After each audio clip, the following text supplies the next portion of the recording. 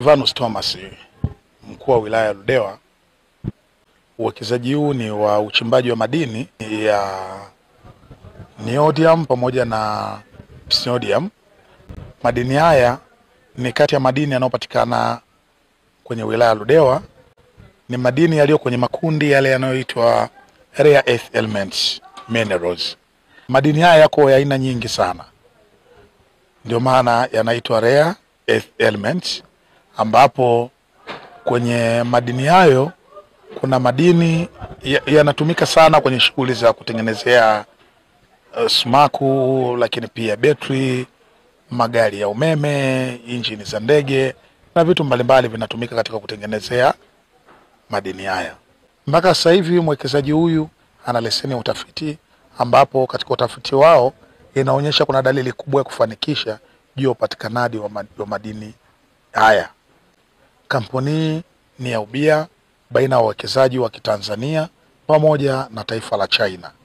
Lakini kwa nafasi yangu kama mkuu wa wilaya, swala la madini kwenye wilaya ya Ludewa sio tu kwenye rare earth elements minerals ambazo zimegundulika, bali kuna madini mengineyo ikiwemo madini ya chuma ambayo ni liganga, lakini kuna maganga matitu, lakini pia kuna maeneo mengine ambayo tafiti zinaendelea na kumegundulika pia kuna chuma. Lakini ndani ya wilaya ya Ludewa kuna migodi ya makaa ya mawe ambayo ni mchuchuma, lakini kuna ketewaka na migodi mbalimbali inayomilikiwa na makampuni binafsi, na nyingine iko chini ya shirika la maendeleo Tanzania nchini NDC.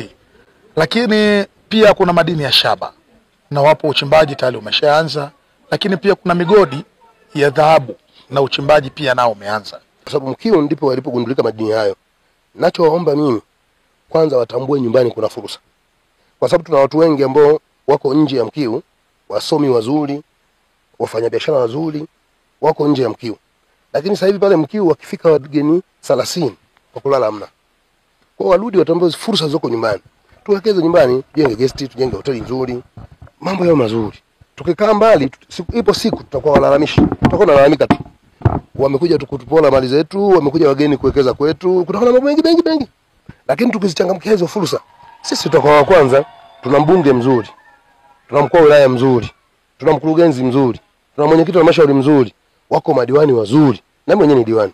Lazima tujipendelee kwa sababu mambo haya yamekuja katika kipindi changu.